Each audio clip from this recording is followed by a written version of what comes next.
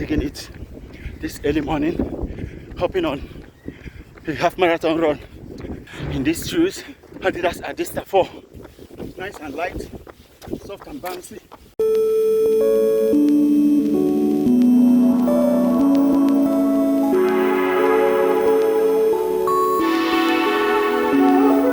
When something is very good, trying to improve it becomes an uphill task. And if you do too much, you can spoil it.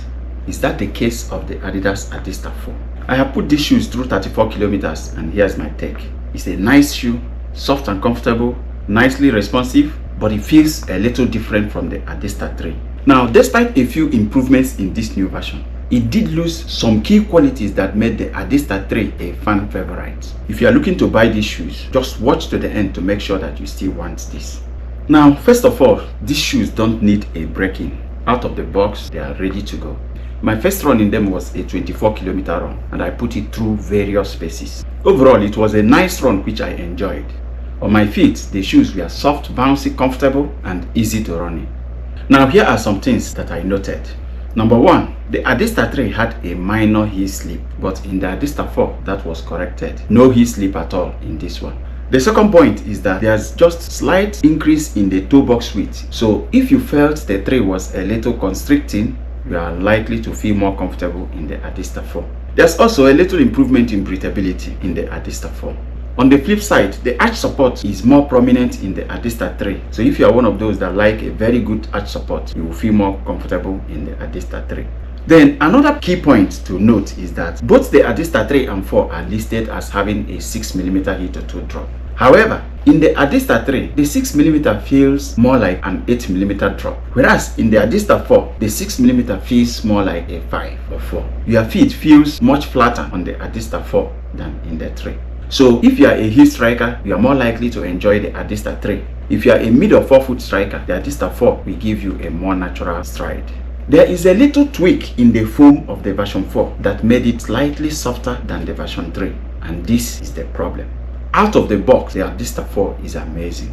On feet, they had the same height as the Adistar 3, but they were slightly softer and still as bouncy. My first run was nice. It was very well cushioned and very comfortable. If you saw my initial review of these shoes, I was quite excited. However, after just 34 kilometers in these shoes, the foam has kind of collapsed. The first is that the height is now lower than the Adistar 3. Out of the box they had the same height, but now the height has shrunken. Like the foam has compressed without regaining its full height. So the Adistar 4 now feels 2 to 3 millimeters lower than the Adistar 3. And it is also no longer as soft as the first time. The bounce has also reduced, and the shoe now feels even flatter, like very low drop shoes. My second run was not as much fun as the first.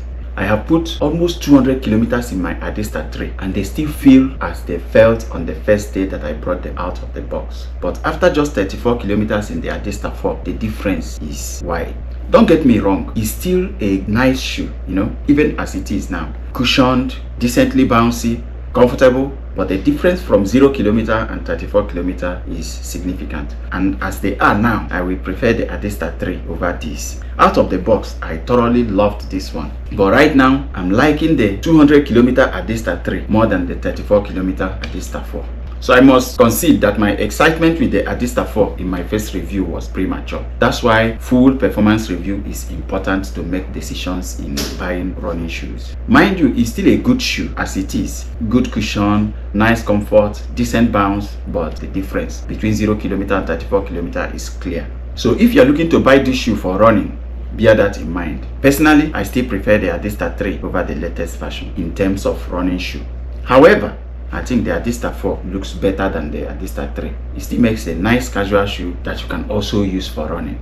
But if you want them purely for running, I will say go for the version 3.